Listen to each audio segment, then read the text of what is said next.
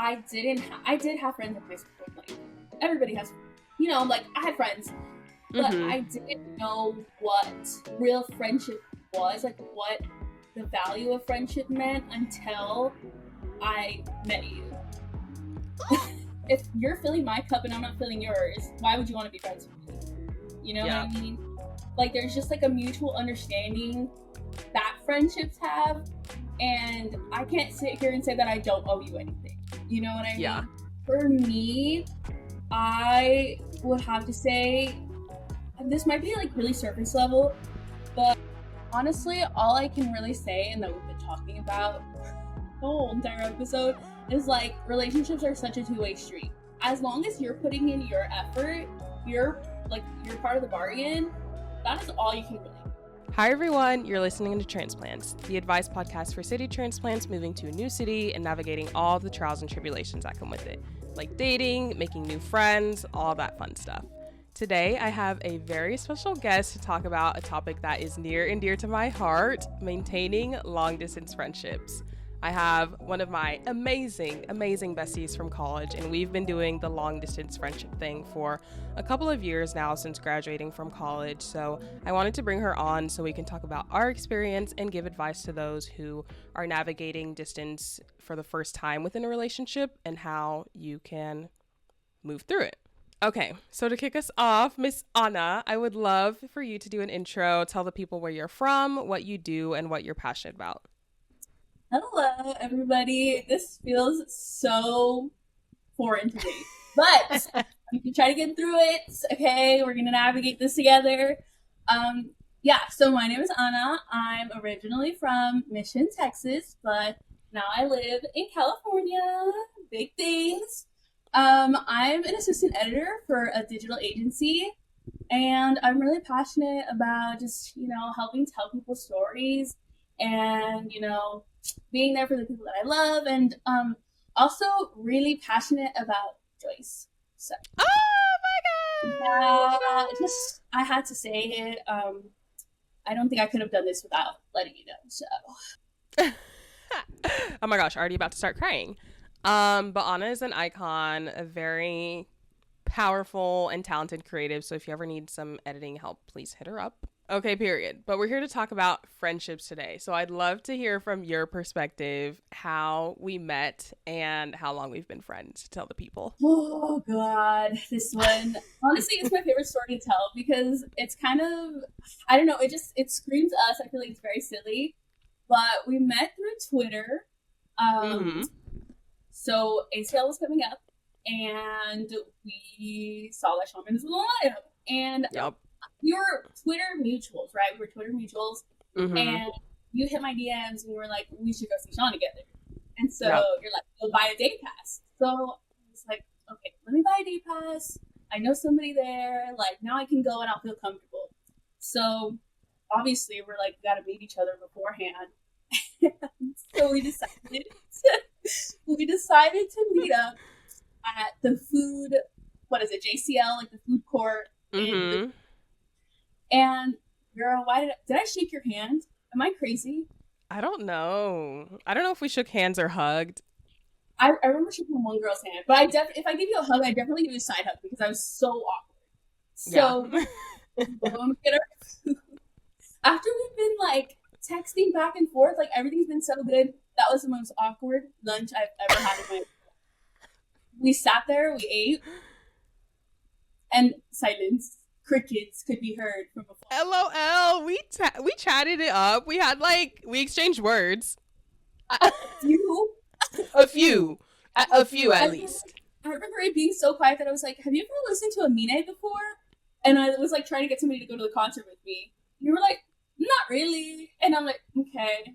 It was so awkward. I remember leaving and being like, that was so uncomfortable. It was so awkward. We're not going to be friends. And then I was like, okay, I bought the ticket because we're going to ACL together. So we have to be friends. So I remember hitting you up and being like, do you want to go thrifting with me? And that day we really hit it off. And then we've kind of been attached to the hip ever since. Yeah. That is so funny. Yeah, 2018, crazy, That's like what, crazy 7 times. years? Yeah, almost 10. A Yes. decade of friendship. Goodbye. Goodbye. Goodbye. But yeah, that first interaction was crazy, but I'm glad that social skills have developed since then. Yeah. A little bit. Yeah, that was so funny. And it was definitely on me. Like the awkwardness was from me because you're a very social person. The awkwardness came from me. I'm still working on it, okay? But we powered through and now we're besties for life. So it's okay. Period. Period. As long as we continue to grow and learn, that's all we need. But we've been friends, as we just said, for 7 years, almost 10 years, which is crazy to say out loud and think about. But we've seen each other through a lot of different transitions, a lot of life changes. You just moved to California from Texas, which is a big jump. But as you've navigated friendship over the years, how have your friendships changed and evolved, especially in your 20s post grad? And how do you think that's affected you? I feel like our friendships, at least from my perspective, is like they've kind of had to become a lot more mature because we are in a different position. We can't just like go to each other's dorms and go to each other's apartments all the time. Um, and you're not going to get a response back the way that you used to within like 5 minutes. So it's kind of just, I don't know, I guess friendships are a lot more understanding now as to why we all can't always just like chit chat it up or be there for each other. I don't know, it's almost like in college we were one whole entity and now we're separate. Yeah. And so like navigating being like little individuals and the responsibilities of maintaining friendships is also something that I don't know, we're kind of like newly introduced to. Yeah. And yeah, it's been really interesting. Yeah, I second that. I feel like the maintenance part in theory, like when you're first moving, you're like, yeah, it's going to be great, like we're going to be fine, but then as you start living life, things will catch up to you very quickly and it becomes so difficult as much as like you want to invest the time into people at the same level that you were before. That may not necessarily be the case. So, how have you been able to maintain long distance friendships over the years? And I know we're still working on it, but But I feel like we do a pretty good job at, just like picking each other up when we can and not faulting the other for when we're not able to. yeah. I feel like with us, it's a communication thing. Like we're always just like sending each other something, even if it's like a little thing on Instagram or like a little Mhm. TikTok, just like acknowledging each other's presence is I think a Mhm. really important thing to maintain a friendship. Not Yeah. even a talk. Like, we don't even have to. I mean, we update each other maybe like what, once a month if Yeah. we're life's not too busy.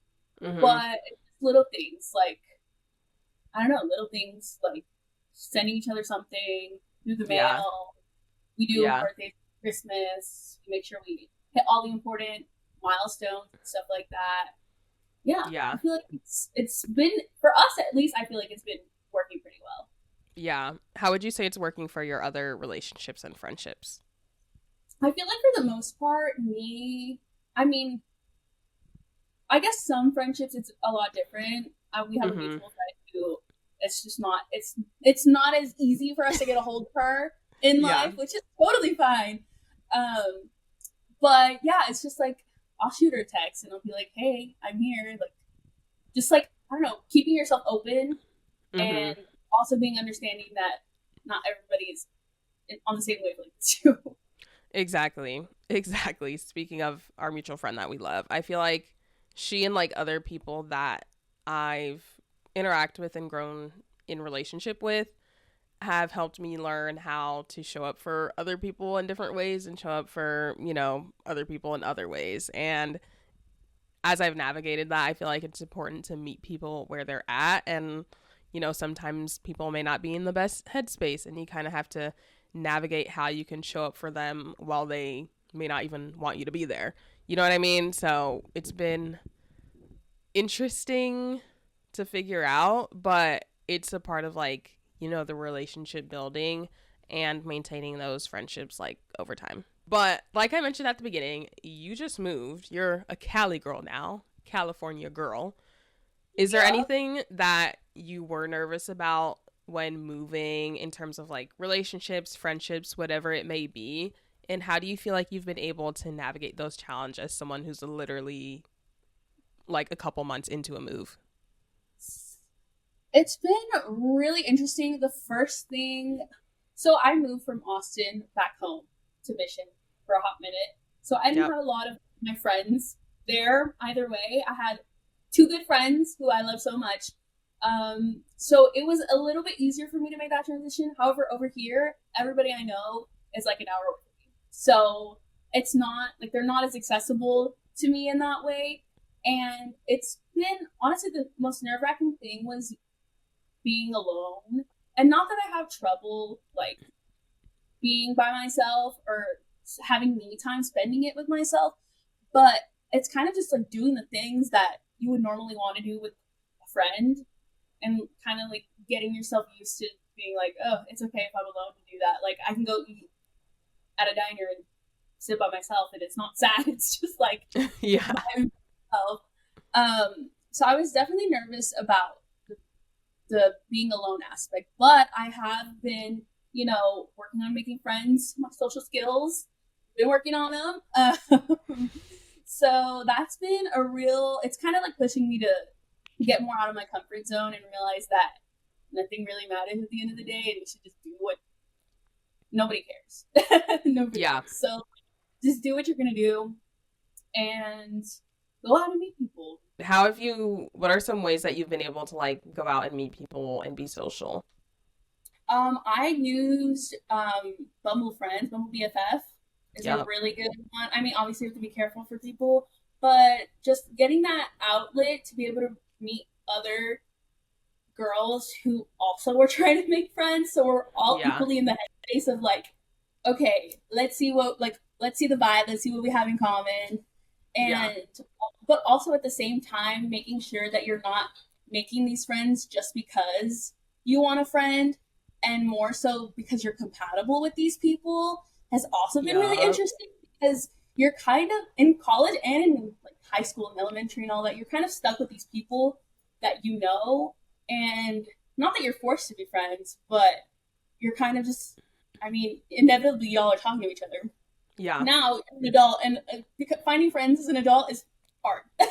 Yep. Friends is hard, and so it's just learning how to not settle. And it's not that there's anything wrong with them. It's just that you guys are like the vibe isn't what you think it would be. I don't know, but just being able to like be mindful of the people that you're choosing, and I feel Mm-hmm. like I have good, I guess, examples of friends. So I know what I Mm-hmm. like and I know what I necessarily don't like. And it's been Yeah. interesting just trying to figure that out. The one friend that I do have here that I met, luckily, like our vibes are good together, Yeah. but it's not always going to be that way. And just being mindful that you don't have to be friends with everybody and that's okay. It doesn't mean that you don't like them. It's just your vibe, your energy. Yeah. I feel like that's such a good reminder, especially when you're in a space where you know absolutely no one and you're just desperate for a connection. So you're just gonna like stay with people just because you have like some basis of understanding. And I remember when I was first like doing the Bumble thing too, I was like, I've met like a couple of people, but like things haven't landed, or even like other people that I lose touch with. It's like that reminder of like you're not gonna vibe with everyone and that's okay. It's not necessarily a reflection of you. It's just a reflection of your compatibility is super important because at this point in life, like you said, you get to choose who's around you, so it's important to choose wisely.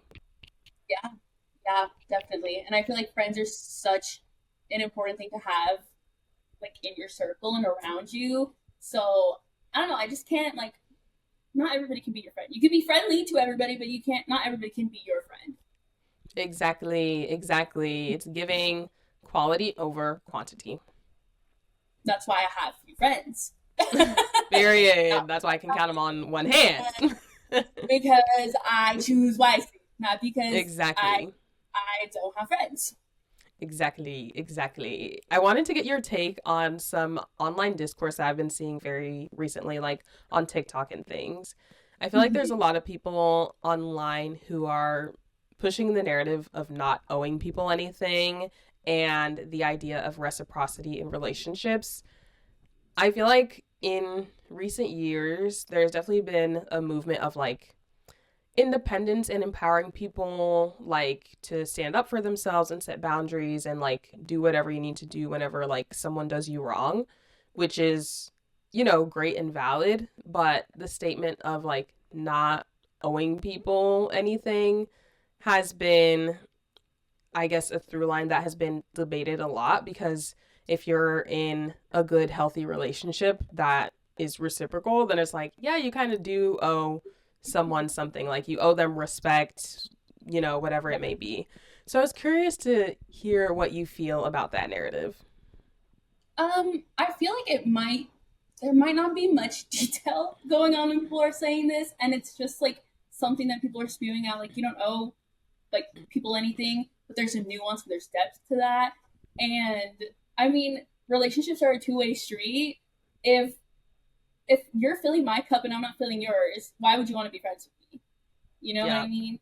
Like, there's just like a mutual understanding that friendships have, and I can't sit here and say that I don't owe you anything. You know what I mean? Yeah. Like, you've been there for me, not just like tangibly like done things for me, but mentally you've been there.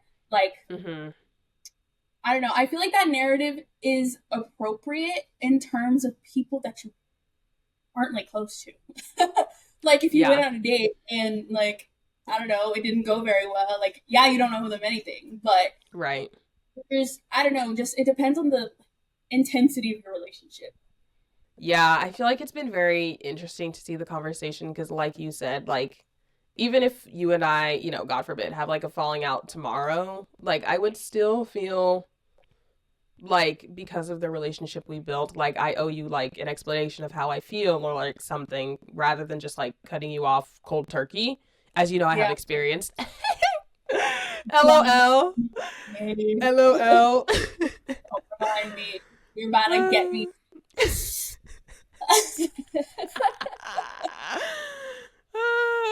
But yeah, people are definitely being, you know, they're doing what they do on the internet, and you know, I just feel like it's supposed that kind of. I don't mind that narrative being shared because I feel like independence and choosing yourself is very important. But there's like it's so like circumstantial. It's so circumstantial, and everybody's taking it at face value, like most things on the internet are taken. Right. But everything's taken at face value instead of having discourse of like, sorry, instead of having discourse of that kind of narrative, you know? Yeah, so I feel like things are just taken at face value, like the internet does, and nobody's talking about the detail and in-depth and circumstances in which that applies, as opposed to just, you don't owe anybody everything. You don't owe anybody anything. And I feel like that's really dangerous because that's how people become selfish. Yup, agreed. And there's like so many selfish people in the world nowadays. Like sometimes when I'm scrolling on TikTok and I hear what people are saying, I'm like, girl, how have you made it this far in life? Because you're saying things that are like so out of pocket. It's and then you like look into the comments and everybody's agreeing with them, and I'm like, that's crazy. Yes, very We're living crazy. in weird times right now. Yeah, I'm very scared. I choose not to. We don't have to. Yeah, that's a conversation for another day. That's a Oh my gosh, it's like scary to think about, but I feel like these, you know, different points and these different discussions bring up like people's values and is like a reflection of what people value. So in that vein, wanted to ask you about what you value in a friendship and in your relationships, and how has that changed with distance? I feel like something that I value a lot, and it's been a thing since, I don't know, as long as I can remember, is just like truth and honesty and trust. I feel like I've met a lot of people in my lifetime who, even little white lies, I just can't do. Like, it's not why, like, be honest with me, because if you're not being honest with me, I can't how am I ever going to be able to trust you and like confide in you? You know what I mean? Mm-hmm. So that's something that I feel like is very important for me in friendship. And I would hope that it's not affecting me in long distance friendships, because I mean, anybody can just like say anything. But Yeah. I think it's the people that you choose. You kind of, I mean, I would hope that I would know that these are not the people who would do something like that to me. And also communication. I don't, Yeah. you know me, I'm a very anxious gal. Yeah. And I feel like sometimes I need a little reassurance that y'all still love me. Yup. Yup. Y'all are still with me, you know? So I feel like communication is also a really big thing. And I mean, that really does start with me reaching out. Not that that happens all the time, but just knowing that it's also my responsibility in a two-way street to make that same effort if I want that effort reciprocated. So, Mm-hmm. yeah. Yeah, that's such a good point. And that reciprocity piece that we keep coming back to is super important and can be very emphasized when like you move away from someone. Like it'll be very clear within the first month, even the first week, even like if someone is gonna put in the effort. And obviously, you know, communication comes with that, but you'll very quickly learn who you can keep versus who you can't. And that kind of leads into my next question. How do you know when friendships are worth fighting for versus letting go? For me, I would have to say, and this might be like really surface level, but I feel like how many good days versus how many bad days you have with your friends. Mm, And the best example, you know, my one friendship that went downhill mm-hmm, quickly. mm-hmm, Just being able to before it. So I've had one like pretty big falling out with somebody, mm-hmm. and before then, I felt like I had to just like stay friends with people. Like these are my friends. Like I can't. Like why am I going to let go of somebody until I had Mm-hmm. a deeper thought of like why am I having so many bad days with this friend as opposed to good days? And I feel like that's a really important thing to realize. Like if somebody's bringing you down, girl, unfortunately, it might Yeah, suck for a hot minute, but you have to kind of take matters into your own hands and be realistic with yourself on yeah, who. And it's not to say that they're a bad person. It's not to say that he was like a bad, like that he's the worst person in the world because we're not friends anymore. yeah. But I just know that it would not be healthy for either of us to continue to stay friends Mm-hmm. if all we're gonna have bad days. And why does anybody Yeah, gonna have bad days? You know what I mean? yeah, So I would say that, and just making sure again, reciprocity. Just like everybody needs to be able to reciprocate, and that if that's lacking in a yeah. friendship, it's not a friendship. It's Period. not. Yeah, agreed. I feel like you touched on a lot of good points there, especially like the paying attention to how you feel when you're with people is so important because at this stage in your life, you're not obligated to do anything. Like, sure, in college, you were obligated to collaborate with terrible teammates on a group project and you were obligated to do your assignments and graduate in this, that, and the third. But this is like the first time in your life where you're not necessarily obligated to do something and obligated to stay friends with people because you're going to see them all the time. So it's important to, you know, make those decisions on your own because if you don't, you're going to not have a great life. I mean, like friendships are relationships. Like whether it's like Yeah. a romantic relationship with somebody or just like a platonic relationship with somebody, it's. I mean, why would you want to have more bad days? If you're telling your friend like, "Girl, you should break up with him. He's making you cry." Why would you Right? with a friend who's like making you upset? So, Right. and it's hard to Exactly. let go of friends. Like it's really hard to let go of friends. You don't. I mean, at least for me, I don't do that lightly. Like I Mhm. want to stay friends with all of my friends. Like obviously, I would if I Yeah. was your friend because I liked you. So Yeah. yeah, it's not something you I would take lightly to end a friendship. I've only ever Yeah. had friendship that like really ended, where I said I don't want to be friends with you anymore. And that was hard, dude. Like that was Yeah. so hard. So sometimes though, sometimes you just gotta rip the band-aid, and that's all you really can do. Yep. And I'm glad you did, because on the other side is much more happiness and room for other people who are actually worth, staying in your life. Exactly. Period. Okay, I wanted to close this out with a couple more questions about our relationship, bringing it back. But what has our relationship taught you about friendships and or yourself? Not to We're about to get no emo. until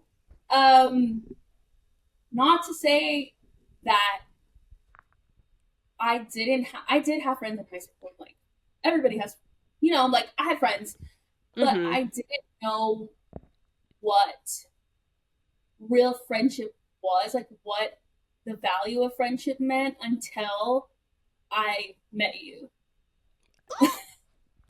like,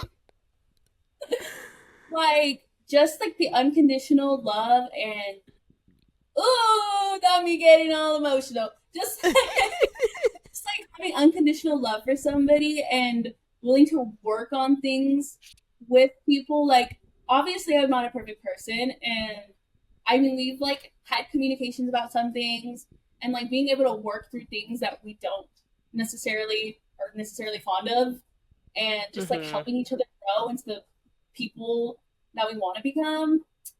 And I Yeah. don't know, being there for my ups, being there for my downs, like I don't feel like I necessarily had that at such a level of intensity. You know what I mean? Until I Yeah. met you and until I met a lot of my friends that I have now. Um, yeah, like you kind of learn to put up with a lot of things as a child because these are the people that, I mean, you're forced to be surrounded with every day. But I mean, we Yeah. weren't even the same major. We chose to like be with each other, Yeah. stay with each other, and yeah, I'm just really grateful for our friendship. I feel like it's like a really important one. And I've always said to my mom, I've always said to my mom, like, if our friendship ever ends, it's because I did something. I don't know Oh. what I would have done, but I'm perfect that if this, God forbid, this friendship ever ended, it'd have to be my fault. I don't know what I would do, but it'd have to be my Girl. that's how perfect I think you are. Not to Oh my not gosh. to toot your own horn, but Oh my gosh, you're gonna make me cry, but that is so sweet. I mean, the feeling is mutual, girl. Like, you're definitely gonna be in my wedding for sure. And we're okay, gonna we can call up be. now. That's all I wanted to hear. No, yeah, you are like ride or die, a friend for life. And I'm so glad that Twitter, although it is what it is now, I'm so glad that Twitter brought us together, and Shawn Mendes also low key brought us I together. Shawn know. Mendes, if you see this, hey, we love you. We love you. Mendes, we're gonna see you soon. But the feeling is mutual, and I'm so excited for, how far we've come, but how far we have yet to go, because I know we're both onto great things, and I'm so excited to see like this California chapter for you, because I know it's been a long time coming, and I just know you're gonna thrive and be an icon. But last question related to us, what is your favorite memory of us? Mm, girl, there's a lot of them. We could talk about this for hours. I know. Um, I I'm don't scared. know. I Canada trip was really, really good. I loved our was Canada gonna trip. say that. That was So amazing. that was one thing about us that we're really good at is making sure we meet up, like at least Yeah. once a year. And so Yeah. we planned this Canada trip. And we saw Niall in Toronto, Yup. Now Horan, an icon. making that Toronto playlist, asking strangers for their favorite songs was so I love that we did that. That's Yeah. probably one of my favorite things we've done. Yeah, I would have to say the same. I told myself after that, I was like, oh, next, every time I travel, I'm gonna do it. But I haven't done it since then. Maybe Happy it'll travel. become like an us thing. Okay, period. Okay, well, you will. But Probably do yeah. that anytime we're in Austin. I feel like that could be a good thing. Yeah, Then that'd we can be really always keep cute. adding to it. True. True, true, true. I love that. But yeah, that was a really great memory of us. And even when I feel like we have so many great memories also at that McDonald's in Austin that got shut down off of Barton Springs, I think. Oh my god. Honestly, Oh that my was one of the gosh. ways that I knew we were like for lifers is when we found out we had the same order. Yeah, McDonald's. exact same McDonald's order.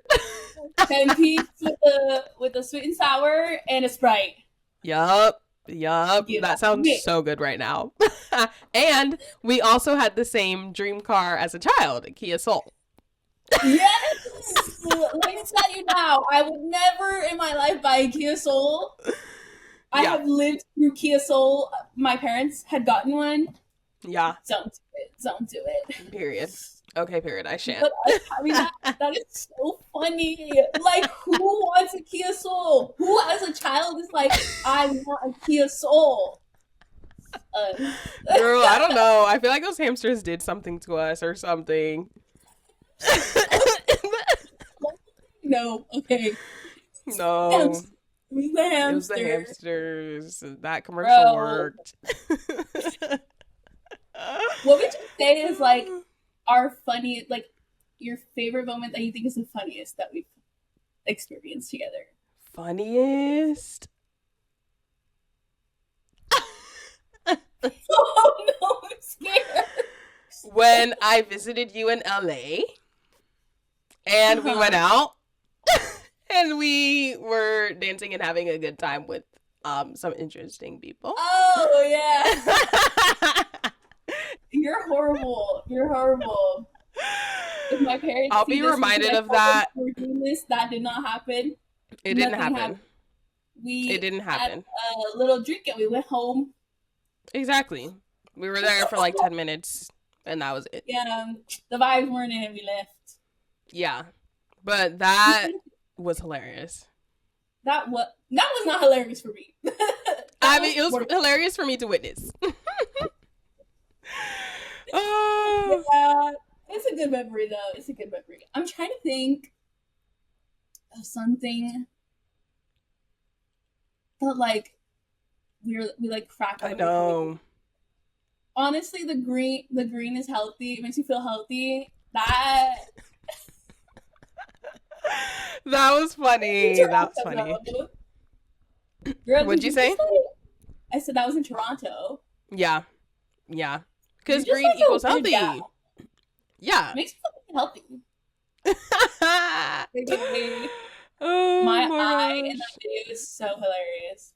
Yeah, she said, okay, girl, you need to go home. I feel like Oh my I mean, gosh. I feel like we have a lot of good inside jokes too, though. Yeah. I feel like it's our inside jokes. Exactly. Us singing in like the British accent, it'll do it for me every time. Yeah. Oh, guys, good times. Good times. We love to see it. That is the last question that I had for you, but to wrap us up, I would love for you to share any advice that you have for those who are navigating a move, about to move, and how they can work to maintain their long distance friendships, or if they're feeling like a valuable friendship is starting to fade, like what they can do to like help keep that alive.